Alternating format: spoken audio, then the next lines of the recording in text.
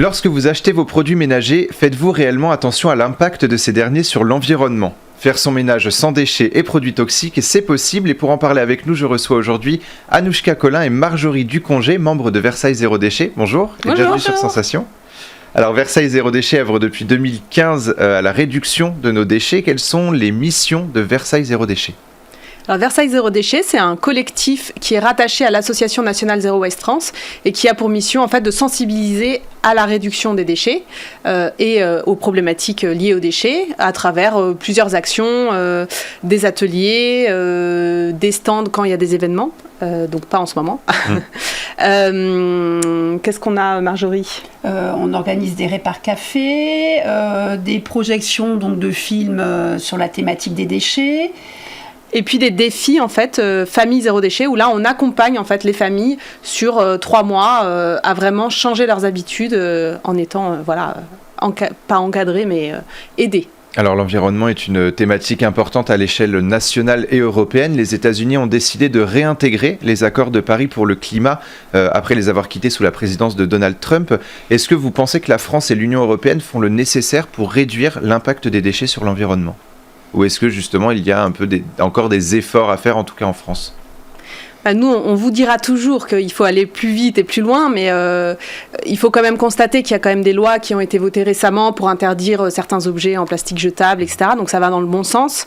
Après, c'est vrai qu'il y a quand même beaucoup de boulot, quoi. Donc je pense qu'on pourrait aller plus loin. Et au sein de Versailles Zéro Déchet, vous organisez plusieurs ateliers autour du zéro déchet, de l'anti-gaspi et de la récupération. En quoi consistent ces ateliers ? Est-ce qu'ils ont d'abord pour but de sensibiliser les citoyens en faveur de l'environnement ? Ils ont pour but de sensibiliser à la réduction des déchets, effectivement, et le déchet a un gros impact sur l'environnement. Donc voilà, donc on fait bien une action pour soi et pour l'environnement quand on réduit ses déchets. Et donc on fait différents types d'ateliers, dont l'atelier faire son ménage au naturel, sans déchets. Alors justement, c'est le sujet du jour, faire son ménage sans déchets et produits toxiques. Dans les commerces, les produits ménagers sont bien souvent dangereux pour l'environnement. Quelles sont les conséquences de ces produits sur notre planète ? Alors en fait, il y a plusieurs problèmes avec les produits ménagers qu'on trouve dans les magasins.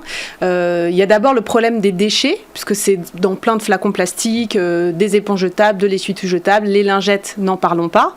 Mais c'est pas en fait finalement le principal problème. Le principal problème, c'est que souvent ces produits sont toxiques. Que Choisir avait fait une étude où ils avaient testé 108 produits, la moitié se sont avérés dangereux, voire très dangereux.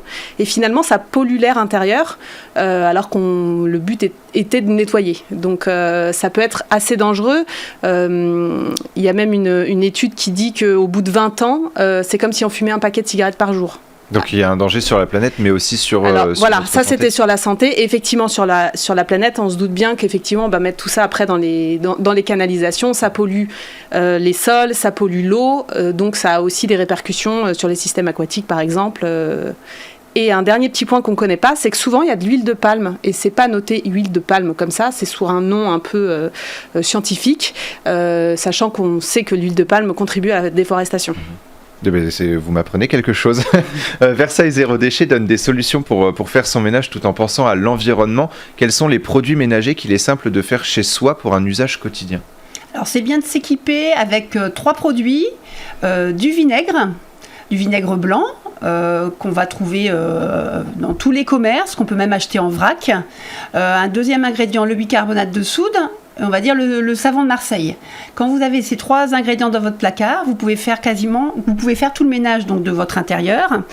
Le vinaigre blanc, c'est dégraissant, désinfectant, détartrant.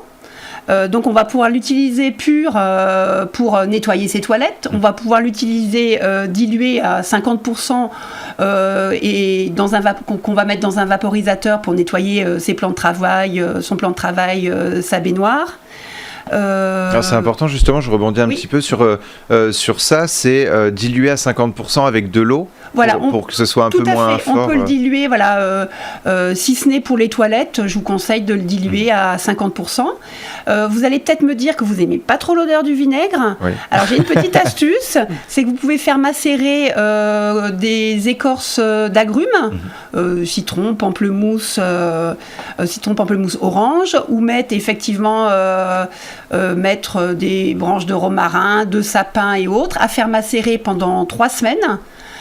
Donc dans votre vinaigre, et puis ensuite donc vous filtrez, vous mettez dans votre vaporisateur, vous diluez si c'est nécessaire, donc il y aura une odeur plus agréable. Et puis bien sûr, quand on fait son ménage, il faut aérer. Donc qu'on fasse son ménage, voilà, même quand on fait son ménage au naturel avec du vinaigre, c'est bien d'aérer son appartement une dizaine de minutes à la suite. Et quelle est l'utilité du bicarbonate de soude, pardon, quand est-ce qu'on peut l'utiliser? Alors le bicarbonate de soude, c'est aussi un agent nettoyant, mais ce qui est intéressant, c'est que c'est abrasif, donc c'est super bien pour faire une crème à récurer. Vous pouvez mélanger donc votre bicarbonate de soude avec, un petit peu de savon noir, donc ça serait un 4e ingrédient, excusez-moi, là, voilà, je rajoute un 4e, mélangé avec un petit peu de savon noir pour faire une crème à récurer, voilà, toujours pour votre baignoire, vos lavabos qui seraient un peu encrassés. Et sinon, vous démultipliez l'action du vinaigre en saupoudrant après avec du bicarbonate de soude. Vous vaporisez sur une surface donc un petit peu de vinaigre et vous saupoudrez de bicarbonate de soude. Ça va faire une sorte de réaction, des petites bulles, et ça sera encore plus efficace pour nettoyer vos surfaces. Et à titre personnel, est-ce que vous avez justement une recette à nous partager pour faire son produit maison, et quand est-ce qu'il faut l'utiliser? Alors moi, la petite recette, mais qui n'en est pas une, c'est que j'utilise pour faire ma vaisselle un cube de savon de Marseille. Voilà, directement, parce que je trouve que c'est très nettoyant, dégraissant, et que ça continue un petit peu à mousser. Et que pour avoir essayé de faire des recettes de liquide vaisselle moi-même, j'ai pas trouvé quelque chose d'aussi efficace. Voilà. Après, c'est vrai que souvent ces produits bruts, le vinaigre brut, le savon de Marseille brut, ça marche déjà très bien. Donc on peut se faire parfois un monde de se dire ah là, je vais pas commencer à faire mes produits d'entretien, mais en fait finalement il n'y a pas forcément besoin de faire beaucoup de mélange pour faire quelque chose d'efficace. Et est-ce que, depuis que vous avez mis en place justement ces ateliers pour faire son ménage sans produits toxiques, est-ce que vous êtes aperçu que justement il y a de plus en plus de citoyens qui tendent justement vers ces pratiques de produits ménagers sans produits toxiques? Effectivement, comme vous le disiez en début d'émission avec Anouchka, il y a un impact au niveau de l'environnement, au niveau de sa santé. Surtout en ce moment, tous les citoyens sont très sensibles à cette thématique santé.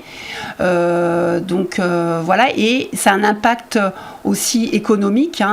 On voit, on achète très peu de produits. D'un coup, notre placard, il se vide. On a 2-3 produits. Donc voilà, on voit l'efficacité très rapidement.